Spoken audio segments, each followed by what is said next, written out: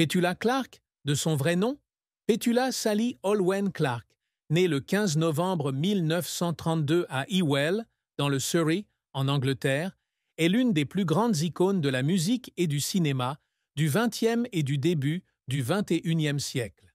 Forte d'une carrière de plus de 8 décennies, elle s'est imposée non seulement par sa voix claire et expressive, mais aussi par ses rôles au cinéma et sur les scènes musicales. Chanteuse de rue durant les heures sombres de la Seconde Guerre mondiale, Petula a accédé à la célébrité internationale grâce à des tubes comme Downtown et My Love, conquérant le public du monde entier. Cependant, derrière les projecteurs et ses succès éclatants, Petula Clark a dû faire face à une profonde tristesse, à des épreuves difficiles et à des moments déchirants. Plus tard, elle a courageusement avoué des vérités douloureuses sur sa vie et ses amours, révélant une personne non seulement talentueuse, mais aussi émotive et vulnérable. Son parcours, de ses débuts en Angleterre à ses apogées en Amérique et en Europe, est une longue histoire de persévérance, de sacrifice et de souffrance cachée. Petula Clark a grandi dans une famille modeste où ses deux parents travaillaient comme infirmiers à l'hôpital Long Grove d'Epsom. Son père, Leslie Norman Clark, était anglais et sa mère, Doris Phillips, d'origine galloise. Dès son plus jeune âge, Petula a été initiée à la musique par sa mère, une soprano talentueuse qui lui interprétait des airs folkloriques et des hymnes. Sa famille n'était pas aisée, mais elle a toujours encouragé sa passion pour les arts. Elle a raconté son enfance à Abercaned, près de Merthyr Tydfil, au pays de Galles, où elle a grandi avec ses grands-parents, qui travaillaient dans l'industrie du charbon.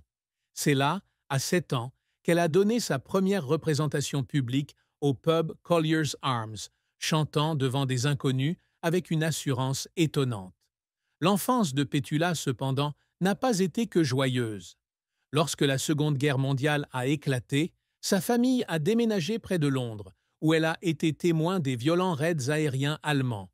Les souvenirs des sirènes, de la ruée vers les abris anti-aériens avec sa sœur Barbara et des batailles aériennes lui ont laissé de profondes cicatrices émotionnelles.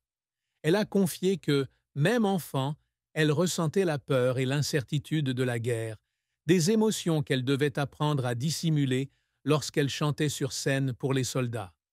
Ces années ont façonné Petula, faisant d'elle une personne résiliente et sensible, profondément attristée par les pertes de la guerre. La carrière de Petula Clark a débuté très tôt, alors qu'elle n'avait que 9 ans. Lors d'une émission de radio de la BBC au Criterion Theatre en 1942, un raid aérien surprise a semé la panique parmi le jeune public. Lorsque les producteurs ont demandé à un enfant de chanter pour calmer la foule, Petula s'est portée volontaire et a chanté « Mighty Like a Rose ». Sa voix claire a non seulement calmé le public, mais a également impressionné les producteurs. Dès lors, elle est devenue une enfant star, surnommée la petite fille de l'armée et la Shirley Temple de l'Angleterre. Elle est apparue dans des centaines d'émissions de radio, chantant pour les soldats afin de leur remonter le moral, et avait même sa propre émission, Pets Parlour. Cependant, sa célébrité précoce a aussi été source de difficultés. Enfant star, Petula a dû faire face à une forte pression pour concilier études et travail. Elle a raconté qu'à son retour à l'école après une tournée, ses camarades se moquaient souvent d'elle à cause de sa célébrité. Des railleries comme « Tu es peut-être célèbre, mais tu ne sais pas faire de géométrie » la mettaient à l'écart, comme si elle n'appartenait pas au monde des enfants normaux.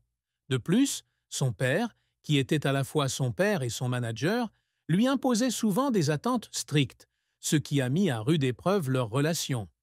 Elle a confié qu'il lui arrivait de ne pas savoir si elle s'adressait à son père ou à son manager, ce qui la privait du lien familial auquel elle aspirait tant. Adolescente, Petula se tourne vers le cinéma, espérant devenir actrice comme son idole Ingrid Bergman. Elle signe avec la Rank Organisation, l'un des plus grands studios de cinéma d'Angleterre, et joue dans une série de films, dont Médaille du Général, 1944, Je sais où je vais, 1945, et les films de la famille Huguette. Cependant, le chemin vers le cinéma ne sera pas facile. Enfant star, Petula est contrainte de conserver une image jeune et innocente, portant des tenues inadaptées à son âge et se bandant même les seins pour ressembler à une enfant, même à 16 ans. Cela la freine, l'empêchant de mûrir comme elle le souhaitait. Elle confie un jour qu'elle aspire à être acceptée comme une femme adulte, mais que le public et les producteurs ne veulent la maintenir que dans l'image de la douce petite Petula.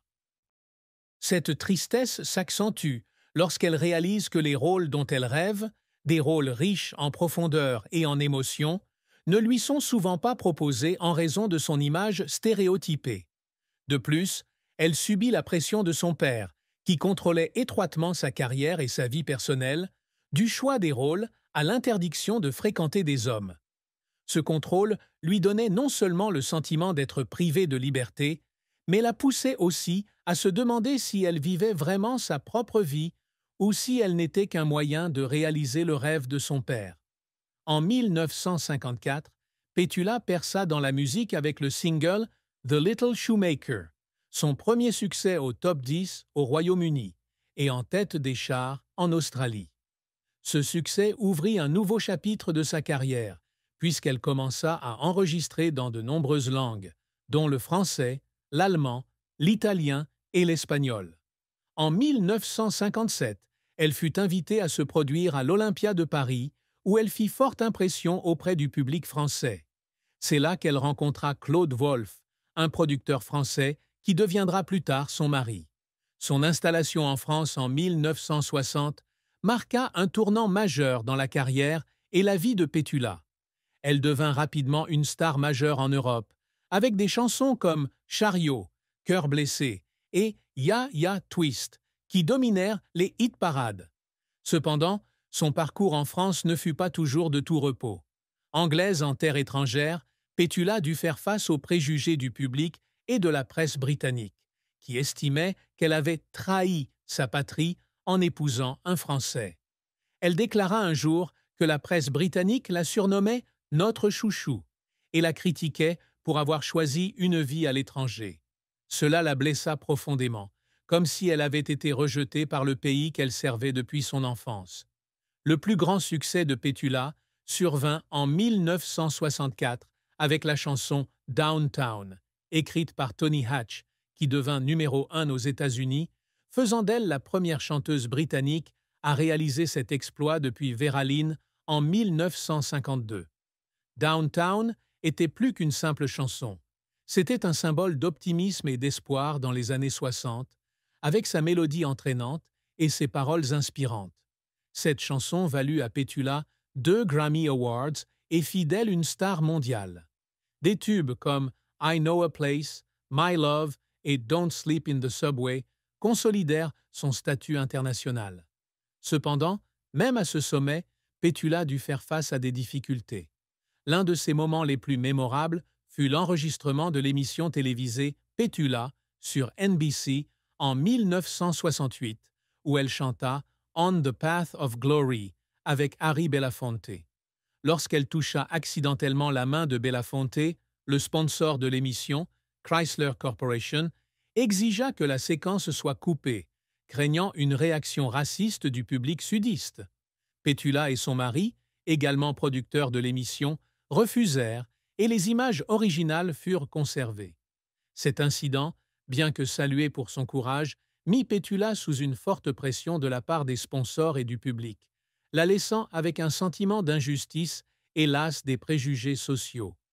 L'une des plus grandes tristesses de Petula, comme elle l'a admis lors d'une interview en 2013, fut la perte de sa liberté personnelle durant ses premières années.